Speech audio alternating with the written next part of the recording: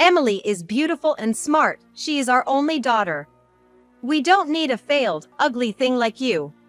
Saying that, my parents, with my sister in tow, left our house, leaving behind me, just 14 years old at the time. Being explicitly told I was unwanted, tears overflowed. Always compared to my sister and deprived of love, as a child, I had no choice but to cling desperately to my parents to survive. But never did I imagine they would leave me behind and walk out. What was I to do now? Then, I remembered my grandfather, who doted on my sister and me when we were younger. "Grandpa! I was abandoned because I'm ugly. Help me!" "What are you talking about? Don't worry. Samantha, you're not ugly. Just you wait and see." Fast forward 6 years, and just as my grandfather said, I transformed so much that even my parents were shocked. I became the top model. And then, unbelievably, my parents started asking me for money. But I didn't cave in. I'm not the timid child I used to be. Because now, I have strong and important allies on my side. My name is Samantha. I just turned 20 this year. I have an older sister, Emily, who's 3 years my senior. I think we were close when we were younger. We wore matching clothes, walked hand in hand, and never really fought, always playing together as close sisters. Emily had a beautiful face, with fair skin, large double eyelids, and a straight nose. In contrast, I had a very ordinary, plain face. Moreover, while she was petite, I was tall. We were two completely different people. As she grew up, Emily became somewhat of a local celebrity, known for her beauty among neighbors and schoolmates. When she was 12, our parents, proud of their beautiful daughter, entered her into the national beauty contest, just out of curiosity. She didn't win the grand prize, but was awarded the runner-up. It was not Emily, but our parents who were over the moon. "Wow, amazing, Emily! You could become a supermodel. Or maybe an actress. Thanks to Emily, we'll be rich," they exclaimed joyously. Of course, when Emily became the runner-up, I too jumped for joy with her. "Big sis, you're amazing. Anyone can see how cute you are. I'm so proud of you." "Thank you. Samantha, you're cute too. You're tall, you'd be more suited to modeling," she complimented me. I was truly happy to be praised by my sister. Emily then slowly started modeling. She wasn't in high demand immediately, but as a kid model, she got called for a few magazine shoots. As these days went by, my parents began to neglect me. Until then, I thought they were normal parents. They seemed to care for us both equally. But their attitude changed drastically after the beauty contest. I was aware of this change, even as a child. At mealtimes, delicious food was laid out in front of Emily's seat. In addition, Mom would calculate calories to ensure she didn't gain weight, planning a diet with her health in mind. But all I got was ramen noodles. Even during dining out or vacations, they would only take Emily, leaving me behind. Can you believe it? This situation, I mean. Back then, I was just a grade schooler. My mom always dressed in designer brands, and my dad drove a fancy imported car. Yet, in front of me, they'd say, "We don't have money for your food," or "We can't afford to take you on trips." They said, "Emily is going to be an actress or a model and take care of us in the future. We want to feed her well and make lots of family memories on trips now. But you, Samantha, you're just gonna be an average Joe. It's a waste to spend money on you." But leaving a young daughter alone at home to go on a trip would be a huge issue if it got out. Not wanting my parents to get caught, they usually limited their trips to 1 or 2 nights, leaving me with some instant ramen and money for food. They never bought me clothes either. I always wore Emily's hand-me-downs. They always bought cute clothes for Emily. Emily, concerned for me, once said, "This dress looks better on you, Samantha, so I'll give it to you." It was a really cute dress, and I was over the moon. But when my dad found out I got the dress from Emily, he was furious. "Why are you wearing that dress? Did you steal it from your sister?" "Dad, no. I gave it to her." Emily quickly covered for me, but Dad's anger didn't subside. "That dress only suits Emily. It's a pity to see you wearing it. Give it back right now, he demanded. Suddenly being yelled at, I, still quite young, was terrified. But Emily stood up for me, saying, I love Samantha. Don't talk to her like that. Okay, sorry, Emily dear, don't be mad. Dad said, apologizing only to Emily, never to me. Emily looked at Dad with contempt, but he seemed oblivious to it. After that incident, Emily tried to interact with me as little as possible in front of our parents. Maybe she felt responsible for getting me yelled at for giving me the dress. But despite such harsh discrimination in my childhood, I had happy moments. Dad was always late coming home from work, but Mom was a stay-at-home mom, always around. So, after my parents had gone to bed, Emily would sneak into my room at night. We'd chat and hang out, just like old times. Those moments with my favorite sister were precious to me. But then, there were times I'd call hellish. That was when Emily had piano lessons. Dad once said, if she's beautiful and can play piano, she'll be unbeatable, and made her take piano lessons. As for me, I knew they wouldn't bother with lessons for me, so I never asked. Of course, my parents weren't interested in me and never suggested anything. So, when Emily went to her weekly piano lessons, it was just Mom and me at home. Without Emily to protect me, Mom's attitude towards me got even worse. One day, she said, Emily is so cute, but you, Samantha, you just have such an average face. Huh? I was so frustrated and sad I couldn't stand it. Stop comparing me to Emily, please. Gathering all my courage, I tried to stand up to my mom for the first time. Tears spilled from my eyes without me even realizing it. Seeing me like that, my mom laughed. What's with that face? You look even uglier when you cry. Who on earth did you take after? I mean, I am unmistakably the child of my parents, taking after both equally. If anything, it's Emily who doesn't resemble our parents at all, looking nothing like them due to some kind of throwback gene. She's too beautiful. Yet, my parents dote on my beautiful sister, who doesn't resemble them, rather than me, who does. I mustered all my courage to speak up, but their words shattered my heart instantly. After that, I never talked back to my dad or mom again. Months passed in this way. Emily's going to be a high schooler starting in the fall. Being smart, Emily was going to attend a prestigious public school. I wanted to go to the same high school as my amazing sister, but it was a high hurdle. Still, I studied hard. But my mom's words easily shattered my efforts. We're moving to New York soon. I was confused, thinking it was just another trip. But she said, just so you know, we're not coming back. This house will be handed over to someone else in a week. Wait, are we moving? That's right. Emily got scouted by an agent from a famous agency in New York. She'll get to take lessons to polish her acting and expression skills. Then she'll have a chance to audition for dramas and stuff. Mom's eyes sparkled as she spoke. But since it's an agency in New York, she's giving up the high school she was going to attend here and will go to a school in New York instead. Wow, that's amazing, Emily. Then I guess I need to rethink where I'm going to. Thinking about the high school I'd been working hard to get into and realizing I couldn't go there anymore, I felt a bit down. But then, what my dad said next was unbelievable. Huh? What are you talking about? You're staying here. So no need to change your plans for further education. Well, that's if we could even afford to send someone like you to school. What? What do you mean? Aren't we losing this house? Aren't you, Emily, Mom, and Dad all leaving for New York? And what do you mean by affording my education? We're not taking you to New York, and we have no intention of paying for you to go to high school. That's what we're saying.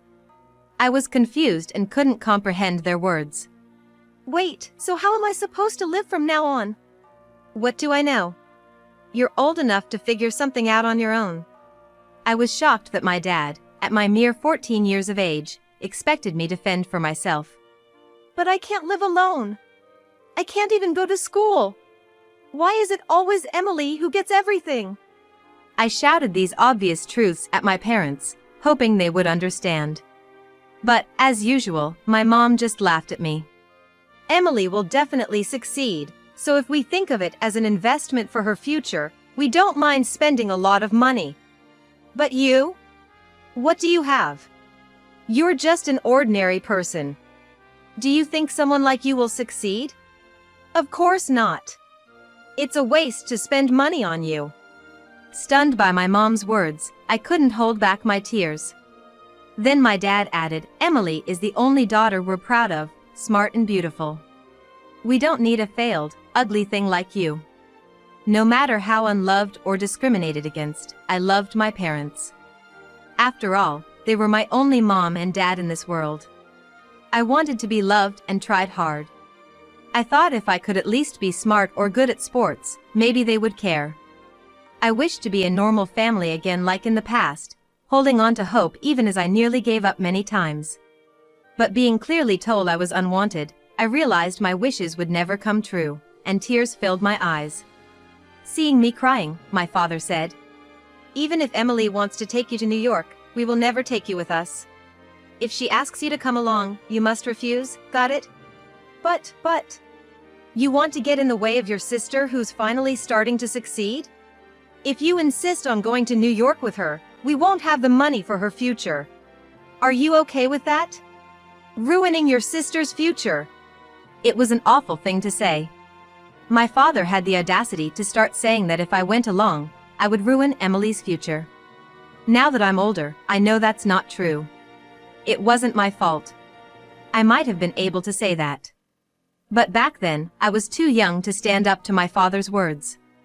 Emily wasn't there that day. With her modeling jobs, piano lessons, and cram school for exams, she was increasingly away from home. The terrible words from my parents were spoken when she was absent. I was in despair. Then, a week later, the day came when my father, mother, and Emily were leaving for New York. Emily had always thought, of course, I would go with them. But as I made no preparations to leave the house, Emily asked, Is something wrong? Then my mom announced, Samantha isn't coming to New York with us. What? Why? Emily was shocked and wide-eyed. Because she doesn't want to leave her friends. But well, of course, she wouldn't want to, she's graduating in a year and wouldn't want to transfer schools now. In front of me, my mother blatantly lied. Samantha, is that true? I wanted to say, no. I want to go with you.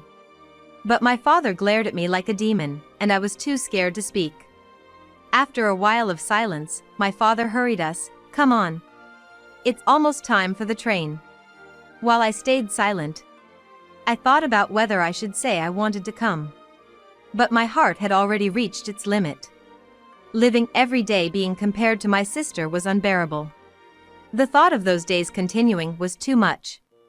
And I didn't want to get in the way of my beloved sister, no matter what. I made up my mind. Yeah. I don't want to leave my friends. But how will you live by yourself, Samantha? Emily looked at me with concern. Then my father said, It's okay. Your aunt and uncle said they would take care of Samantha. They'll come to pick her up soon. No need to worry, Emily. I had never heard such a thing. I doubted whether my father had even contacted my aunt and uncle. Emily gently offered several times, Shall we go together?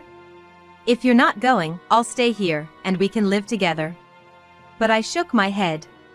Staying with her would only hinder her future. I thought. In the end, Emily was forcibly taken out of the house by our mother. I was left behind, clinging to the faint hope in my father's words that my aunt and uncle will come to pick me up, waiting alone for hours in the cold, dim room. But, as expected, they never came. It was probably just a lie my father made up on the spot. What am I even doing? What should I do now? I couldn't believe I had still trusted the words of such a terrible father. I despised myself. My father and mother left, taking only my beautiful sister with them. What should I do now? Lost in thought, I suddenly remembered my grandparents who had always been so kind to Emily and me when we were younger. Desperately searching the empty house, I finally found my grandfather's contact information. I remembered how we used to visit our grandparents' rural home every year when our family was still normal. However, once our family turned abnormal, my parents lost interest in both my grandparents and me, leading to estrangement. Calling this number was a gamble. I wasn't sure if it would still connect me to my grandfather or if he would be willing to help. With trembling hands, I dialed the number written on the note. I didn't have a cell phone, so I had to go to a nearby payphone. My heart started pounding wildly. Ring, ring, ring. Hello? He answered. At the sound of my grandfather's voice, I burst into tears and cried out. Grandpa! Help me! What's the matter? Is that you, Samantha? Emily? It's Samantha. Dad and Mom abandoned me because they said I'm ugly. They're living in New York with Emily. What should I do? I pleaded with my grandfather in a trembling voice. Then he said, I'm coming right now.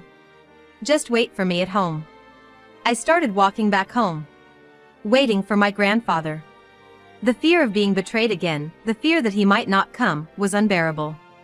But a few hours later, my grandfather really did come. And my grandmother was with him. They both looked quite disheveled, as if they had rushed over. Seeing me alone in the empty house with just a few belongings, my grandfather was furious. I'm unwanted. They said they don't need an ugly daughter like me. I couldn't help but cry again as I spoke. Then my grandfather hugged me tightly. Don't worry. How about living with us from now on? And you're not ugly, Samantha. You're such a beautiful girl, my grandmother added. You have a model-like figure. Be confident. You'll see. Samantha will become a wonderful woman that everyone will admire. They held me until I calmed down. After that, I lived with my grandparents. When we got home, my grandfather immediately called my father, but he didn't answer despite numerous attempts. After about 10 tries, it seemed like my grandfather finally got through, but after the call, he was furious, saying, I don't want anything to do with such a heartless man. I didn't know what they talked about, but I could guess it was probably about how they didn't need me or how important Emily was to them. But having my grandfather stand up for me brought some peace to my heart. No one had ever defended me against my parents before, and maybe that's why it felt so good. I had to transfer schools and couldn't attend the high school I wanted to, but living in a warm home where I was greeted with smiles and hot meals every day was blissful. Though I sometimes thought of Emily and my parents, I never felt lonely, thanks to my grandparents' loving care. 6 years passed, and I celebrated my 20th birthday as an adult. I was living away from my grandparents due to work. Today, on my rare day off, I decided to visit my beloved grandparents. They were thrilled to see me, saying, We've missed you. You've become so impressive. As we were catching up, the doorbell rang, and my grandfather went to answer it. Moments later, I heard him shout, Get out of here right now. Wondering what was happening, my grandmother and I headed to the entrance, and there, to my shock, were my parents. Dad, Mom. Ah, there you are. You've grown up so much. You've become such a beauty. Wow, we're surprised. They looked at me with smirks on their faces. The last time I saw them, they had been quite different. My father, who had been somewhat chubby, was now gaunt with sunken cheeks. My mother, once always decked out in brand-name clothes and perfect makeup, was wearing shabby clothes, with no makeup and disheveled hair. What happened to you two? You've changed a lot. You've changed too. You used to be so ugly. And now you're all over TV. You must be rich, right? Give us some money. That's why we came today. That's right. Now you're even going abroad for shoots. Give us our share, please. Yes, I was now working as a model. Ever since I was little, I was tall for my age. By the time I was in elementary school, I already stood at about 5 feet 4 inches. After my parents abandoned me, I started living with my grandparents. Thanks to their nutritious meals, I grew to about 5 feet 9 inches. Back then, I thought girls should be petite to be cute, so I felt complexed and disliked my increasing height. Then, one day, During a trip to New York with my friends, a stranger approached me. Hey, you. You've got an amazing style. You could definitely make it in showbiz. Would you like to become a model at my agency? She said. At first, I thought she was suspicious, but her business card showed she was from a well-known major agency. I was thunderstruck at being scouted. When I got home and told my grandparents, they were thrilled. Didn't Grandpa tell you? Samantha, you're beautiful and have a great figure. You're Grandpa's pride and joy. And so, I left my grandparents to live in New York. Though it was sad to leave them, I worked hard, eager to show my beloved grandparents how well I was doing. My efforts paid off, and I became a sought-after model on TV. When my parents saw me on TV and realized I was successful, they came asking for money. Are you kidding me? Is that all you have to say to your daughter after 6 years? Grandpa scolded them before I could. But my dad wouldn't back down. Emily's gone. She said she was leaving for a role in an overseas drama and hasn't been back for 2 years. We've tried contacting her numerous times, but no reply. And now, we've run through all the savings Emily made. Hearing this, I burst out laughing. So you finally spent all my sister's savings. What are you laughing at? My dad snapped. Because Emily is right here. Long time no see, Mom, Dad. With that, Emily emerged from the back of the house. Why are you here? 6 years ago. When our parents took Emily and left. She worried about me constantly. Later, recalling the kindness of our grandparents, she wondered if I might turn to them for help and called Grandpa. Hearing her voice again made me so happy I cried. From then on, Emily and I kept in touch regularly, meeting secretly so our parents wouldn't find out. I was so happy we could be close sisters again. Emily, as it turned out, wanted to be a piano teacher rather than continue in entertainment. But our parents refused, saying, "You'll make more money as a celebrity." When Dad earlier said they had spent all of Emily's savings, it turned out that despite her hard work in the entertainment industry, most of her earnings were taken by our parents, leaving her little for herself. They quit their jobs, relying entirely on Emily's income, and led a degraded life. To them, Emily was just a cash cow. I used to be so envious of Emily, thinking she had everything from our parents. But I didn't see the struggles she faced, the pain of being their puppet. She didn't want to live controlled by them. She wanted to follow her own dreams. After discussing with Grandpa, Emily had moved in with them 2 years ago. So, she had been there all along. Seeing Emily, our parents were as shocked as if they'd seen a ghost. You want Samantha's money? We'll never let that happen. What are you talking about? Weren't you abroad? That was just a lie, an excuse to get away from you too.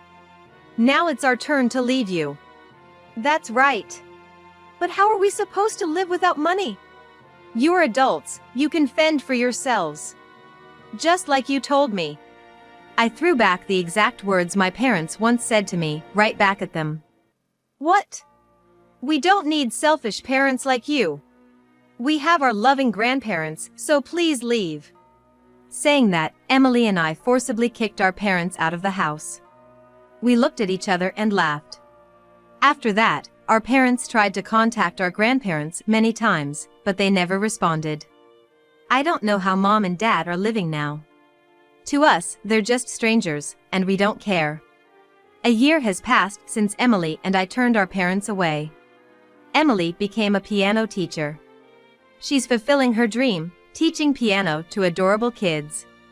I've advanced even further in my career and will be walking the runway in an international fashion show next year. I've promised to invite my grandparents and Emily to the show. At my grandparents' house, there are lots of magazine cutouts and photo albums featuring me. Emily, my biggest fan, seems to collect every magazine I'm in. She even attends my autograph sessions. You came again? It costs money and it's far. I'll sign for you when I come home. I say, but she insists, it's okay. You are so busy, I want to see you at these events. For my kind and adorable sister and beloved grandparents, I want to keep shining as a successful model.